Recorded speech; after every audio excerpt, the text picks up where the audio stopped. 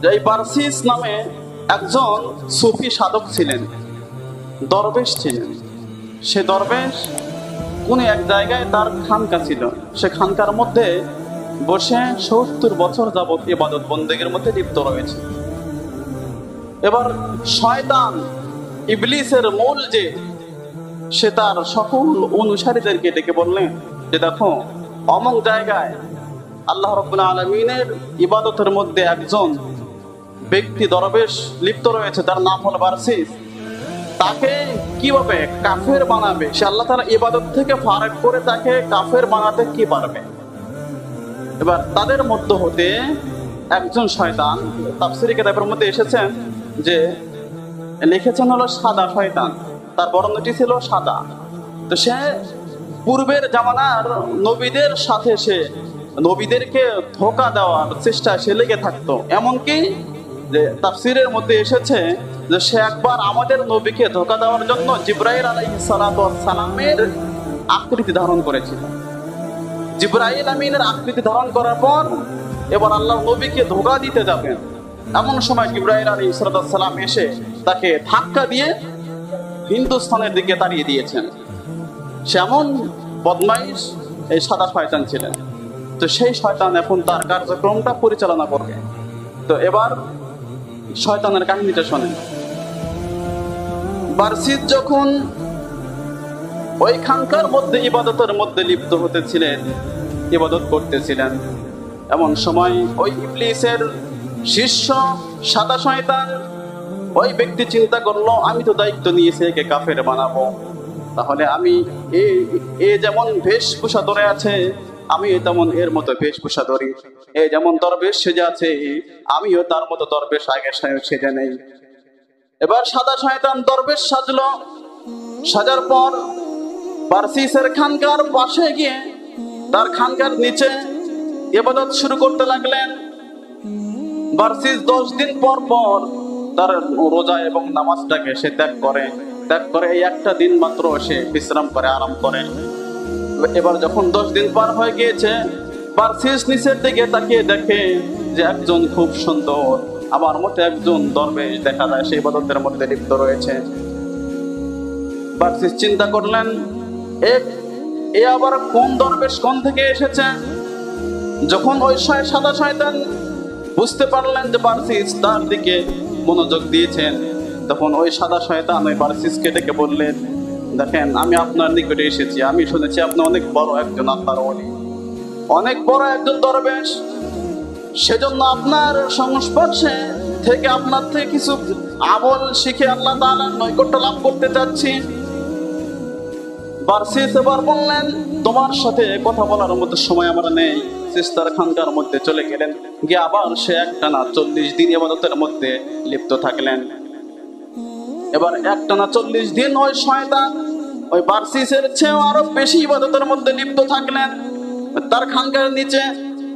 40 দিন পর এবার ওই বারসিস ওই শয়তানের দিকে তাকিয়ে দেখেন যে ওই শয়তান তার চেয়ে আরো সুন্দর করে ইবাদতের মধ্যে লিপ্ত রয়েছে। বারসিস চিন্তা করলেন, এ তো আমার চেয়ে অনেক বড় সাধু পুরুষ। বারসিস এবার ওই দরবেশ ওই শয়তানকে ডেকে বললেন, হ্যাঁ দরবেশ, জানি না তুমি কোন থেকে এসেছো, কিন্তু তোমার ইবাদত দেখে আমি মুগ্ধ হয়ে গেছি। তুমি তো আমার চেয়ে বড় সাধক, আমার চেয়ে বড় দরবেশ তুমি। এবার ওই বারসিস বললেন, ঠিক আছে তুমি আমার সাথে থাকতে পারো। শয়তান এবার ওই দরবেশ বারসিসের সাথে থাকতে লাগলেন। তাফসীরে কিতাবের মধ্যে এসেছে প্রায় 1 বছর সে ওই বারসিসের সঙ্গে থেকেছেন। থাকার পর এবার বারসিস দেখলেন সে তো আমার চেয়ে অনেক বড় সাধক। এবার ওই সাদা শয়তান 1 বছর পর ওই বারসিসকে ডেকে বললেন, দেখো আমি বুঝতে পেরেছি আমার চেয়ে তুমি বড় সাধক নও, তোমার চেয়ে আমি সবচেয়ে বড় সাধক। আর এটা কিন্তু শয়তান ওই সময় বলেছিলেন যে সময় আল্লাহ রাব্বুল আলামিন হযরত আদম আলাইহিস সালামকে সৃষ্টি করেছিলেন। আল্লাহ রাব্বুল আলামিন আদম আলাইহিস সালামকে সৃষ্টি করার পর শয়তানকে ইবলিসকে ডেকে বললেন, ইবলিস, ফেরেশতাকুল সহ তোমরা সকলে আদমকে সিজদা করো। সকলেই সিজদা করলেন, সকল ফেরেশতা সিজদা করলেন, কিন্তু ইবলিস সিজদা করলেন না। ইবলিস বললেন যে 6.5 লক্ষ বছর আপনার ইবাদত করেছি, 6.5 লক্ষ বছর আপনার ইবাদত করে আমি মাটির তৈরি একজন, কাদা মাটির তৈরি একজন মানুষকে আমি সিজদা করব? তার মধ্যে অহংকার চলে এসেছিল। সে এতটুকুই বলে না, সে বলেছেন আনা খায়রুম মিনহু খালাকতানি মিন নারিন ওয়া খালাকতাহু মিন তিন। আমি ওই কাদা মাটি তৈরির ওই মাটির আদম থেকে আমি ইবলিস তার যে সবচেয়ে সম্মানিত, সবচেয়ে উত্তম, সেটা বলেছিল। ওই সাদা শয়তান ওই সাধককে বললেন যে আমি তো তোমার চেয়ে সবচেয়ে বড় দরবেশ, তোমার ইবাদত, তোমার এই সাধু এবং তোমার এই দাসত্ব গোলামিটা আমার পছন্দ হয় নাই। আমি তোমার থেকে সরে আমার আগের বন্ধুর নিকটে আমি চলে যাচ্ছি, যে আমার চেয়ে সবচেয়ে বড় সাধক। মানে তার ওই ইবলিসের কাছে সে যাচ্ছে। তো ইবলিস তো সাধকই, কারণ 6.5 লক্ষ বছর সে ইবাদত করেছে। সম্মানিত হাজিরিন, এবার ওই সাদা শয়তান বারসিসকে দেখে বললেন যে দেখো, আমি তোমার থেকে এখন চলে যাচ্ছি, কিন্তু তোমাকে একটা জিনিস শিখিয়ে দিয়ে যাচ্ছি। সেই জিনিসটা হলো যে তোমাকে আমি এমন কিছু দোয়া কালাম শিখিয়ে দিয়ে যাচ্ছি, যে দোয়া কালাম গুলো যদি তুমি শেখো, এরপরে তুমি যে কোনো মানুষকে, যে সমস্ত মানুষের দুরারোগ্য রয়েছে, বিভিন্ন প্রকার ব্যাধি রয়েছে, এরপরে বিভিন্ন প্রকার পেরেশানিত রয়েছে, এরপর অত্যাচারিত হয়েছে, এরপর জিন ভূতের আছর তার উপরে লেগেছে, তোমাকে যদি এই দোয়াগুলো আমি শিখিয়ে দিয়ে যাই, ইসমে আজম শিখিয়ে দিয়ে যাই, তাহলে তুমি যদি এই দোয়া পড়ে ঝাড়ফুঁক করো, তাদের উপরে মনোসংযোগ করো, তাহলে তারা অবশ্যই ভালো হয়ে যাবে। বারসিস বললেন না, দরকার নাই আমার এগুলো, কারণ আমি সাধক, আমি চাই না আমার কাছে মানুষজন আসুক, মানুষ সমাগম হোক, এটা আমি চাই না।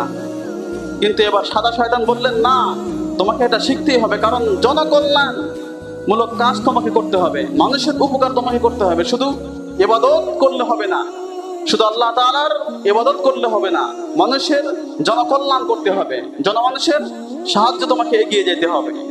এরকম বলে তার, মানে এরকম কথা বলে তার মন মস্তিষ্কটা ধোলাই করলেন। করার পর এবার কিছু দোয়া কালাম শিখিয়ে দিলেন। দেওয়ার পর এবার সাদা শয়তান চলে গেলেন তার আপন ঠিকানায়। কোথায়? মহাসমুদ্রের মাঝে ওই ইবলিসের যে সিংহাসন রয়েছে, সেই সিংহাসনের দিকে চলে গেলেন। এবার ইবলিসকে গিয়ে শয়তান বলে, হে বাদশাহ, বাদশাহ নামদার, আপনার কাজ কমপ্লিট হয়ে গেছে। যে কি কমপ্লিট হয়েছে? যে ওই যে বনি ইসরাইলের একজন সাধক 70 বছর হলো ওই খানকার মধ্যে আল্লাহ তাআলার ইবাদত বন্দেগী করছে, তাকে আমি প্রায় কাফের বানিয়ে ফেলেছি, আর একটু অপেক্ষা করে। ইবলিস খুশি হলেন, হয়ে বললেন ঠিক আছে, তুমি আবার চলে যাও। এবার ওই সাদা শয়তান যখন এই বারসিসের নিকটে আসবেন, পথিমধ্যে ওই এলাকাতে পথিমধ্যে একজন ব্যক্তির ঘাড় ধরে মোচড় দিয়ে তাকে অসুস্থ করে ফেললেন, তার উপরে ভর করলেন। এবার যখন তাকে লোকজন তাকে বাড়িতে, ওই লোকটাকে বাড়িতে নিয়ে গেল, নিয়ে যাওয়ার পর এবার শয়তান অন্য রূপ ধারণ করলেন, করে তাদের বাড়িতে গেলেন, গিয়ে বললেন দেখো, আমি একজন চিকিৎসক, আমি এই লোকটাকে চিকিৎসা করতে পারবো। বাড়ির লোকজন বললেন ঠিক আছে, আপনি চিকিৎসা করুন।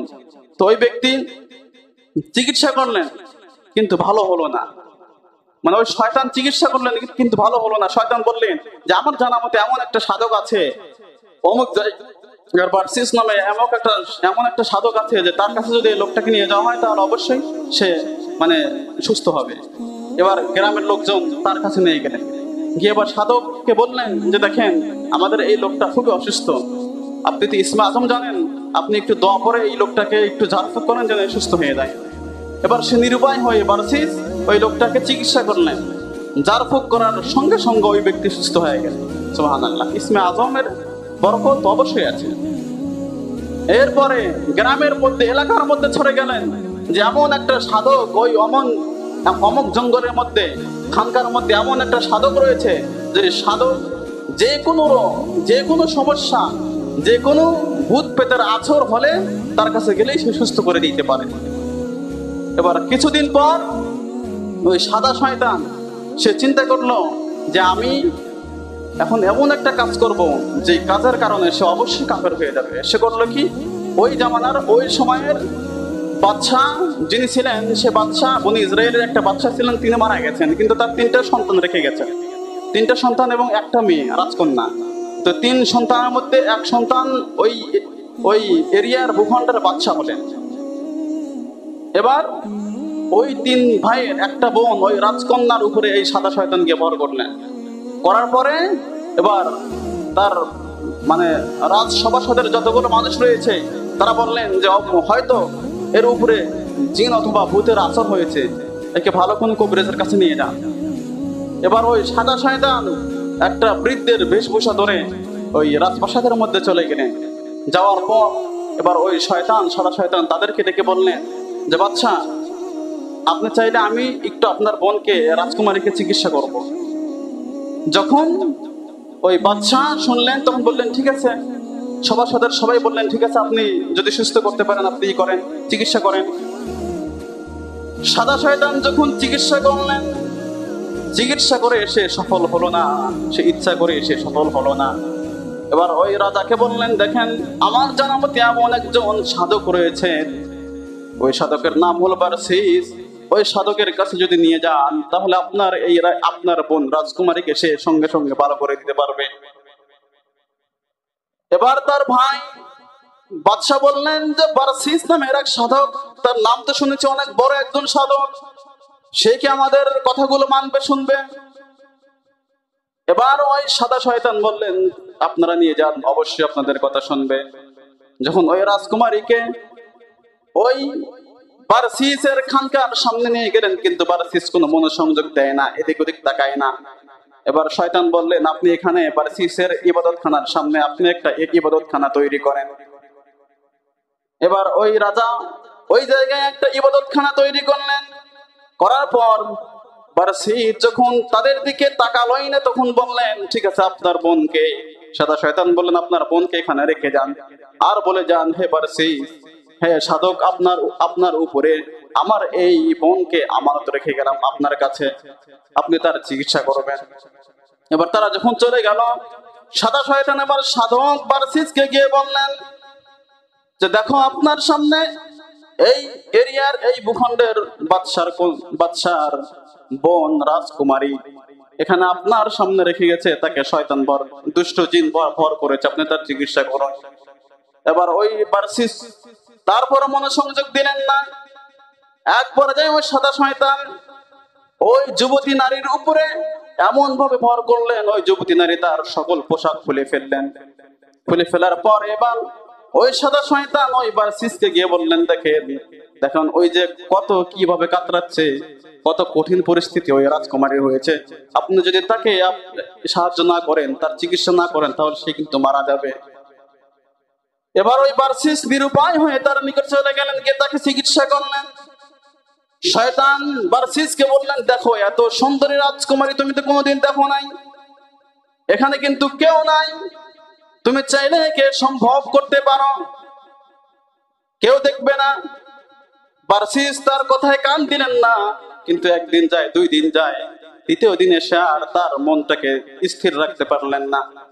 শয়তানের কথায় এবার যখন ওই রাজকন্যার দিকে তাকায়, তার চোখ দিল সব ঠান্ডা হয়ে যায়। এবার ওই বারসিস ওই রাজকুমারীর সঙ্গে সে সঙ্গ দিলেন, তার সাথে সে জেনার কাজ শুরু করে দিলেন। জেনার কাজ যখন শুরু করলেন, 1 দিন যায়, 2 দিন যায়, 3 দিন যায়, প্রায় একটানা 1 মাস যাবত ওই রাজকন্যার সাথে সে খারাপ কাজের মধ্যে লিপ্ত থাকলেন। এক পর্যায়ে ওই রাজকুমারী অন্তঃসত্ত্বা হয়ে গেলেন। অন্তঃসত্ত্বা হওয়ার পর শয়তান এবার ডেকে বললেন হে বারসিস, আপনি কি কাজ করলেন? আপনি যে রাজকুমারীর সাথে অনৈতিক কাজ করেছেন, সে তো অন্তঃসত্ত্বা হয়ে গেছে, এখন কি উপায়? যখন তার ভাইরা জানতে পারবে তাহলে আপনাকে কিন্তু শুলে চড়াবে, আপনাকে হত্যা করে ফেলবে, তাহলে কি করা যায়? আপনি তাকে হত্যা করে ফেলুন। এবার ওই বারসিস ওই রাজকন্যাকে সেখানে হত্যা করে পাহাড়ের পাদদেশে গিয়ে ওই রাজকন্যাকে সে মাটি দিয়ে আসে। শয়তান দেখলো এটা কিভাবে প্রকাশ করা যায়। ওই রাজকন্যার যে জামা ছিল, জামার এক অংশ শয়তান টেনে বের করে রাখলেন। এর মূল কথা হলো যে শয়তান দেখেন কি না করতে পারে। একজন সাধক যিনি 70 বছর যাবত কোনো চিন্তা, বাহিরের কোনো ধান্দা, কোনো মানুষের সাথে তার কোনো সংযোগ ছিল না, আল্লাহ তাআলা ইবাদত বন্দেগী করতেছিলেন, সেই সাধককে শয়তান গিয়ে এমন গুল মারলেন, এমন গুলিয়ে ফেললেন যে শয়তান এক পর্যায়ে কি হলো, এক পর্যায়ে ওই নারীর সাথে জিনা করলেন। জিনা করে তো তার ঈমানটাকে নষ্ট করলেনই, এরপরে তাকে আবার হত্যা করলেন। এরপরে আবার যখন শয়তান এটা প্রকাশ করে দিলেন, আসলে অনেক লম্বা ঘটনা, যখন প্রকাশ করে দিলেন, এবার যখন ওই বাদশার ভাইয়েরা যখন তাকে ধরে নিয়ে চলে গেলেন, তাকে শুলে চড়াবেন, এই সময় শয়তান গিয়ে বললেন, দেখো তুমি যদি আমার কদমে সিজদা করো, আমার পায়ে সিজদা করো, তাহলে কিন্তু আমি তোমাকে উদ্ধার করে নিয়ে যাবো, তোমাকে মারতে পারবে না। এবার ওই বারসিস তাই করলেন, ওই শয়তানের কদমে সিজদা করলেন, নাউযুবিল্লাহ। এবার শয়তান বললেন যে ইয ক্বালা লিল ইনসানি কফুর, আমি মানুষকে কুফরের দিকে নিয়ে যাই। ফালাম্মা কাফারা, যখন সে কুফরি করে, তখন আমি তাকে বলি ইন্নী আখাফুল্লাহ, তোমার সাথে আর আমার কোনো সম্পর্ক নাই। এই সমাজে এমনও মানুষ রয়েছে, আপনাকে খারাপ কাজের দিকে সামনে এগিয়ে দিবে আপনাকে, পিছনের দিকে তাকাবেন আর নাই, আর খুঁজে পাবেন না। হাজারো পুলিশ, লক্ষ লক্ষ পুলিশকে বলেছিলেন গুলি করো, ওই মানে বিভিন্ন ফ্ল্যাটের বিভিন্ন বাসার ছোট ছোট সন্তানের পর্যন্ত গুলি লেগেছে। এরপরে কি হলো, দেশ থেকে সে ঠিকই পালিয়ে গেল। পুলিশ কোথায়? তারা পালাবে কোথায়? তারা এখন কোথায়? কঠিন বিচার হবে এখন তাদের। সম্মানিত হাজিরিন, এরকম ভাবে আমরা যারা অপরাধের মধ্যে অন্যের কথায় যারা লিপ্ত হয়ে যায়, আমাদেরও সেরকম বিচার হবে, যেরকম বিচার আমরা এখনো চোখের সামনে দেখতেছি। সম্মানিত হাজিরিন।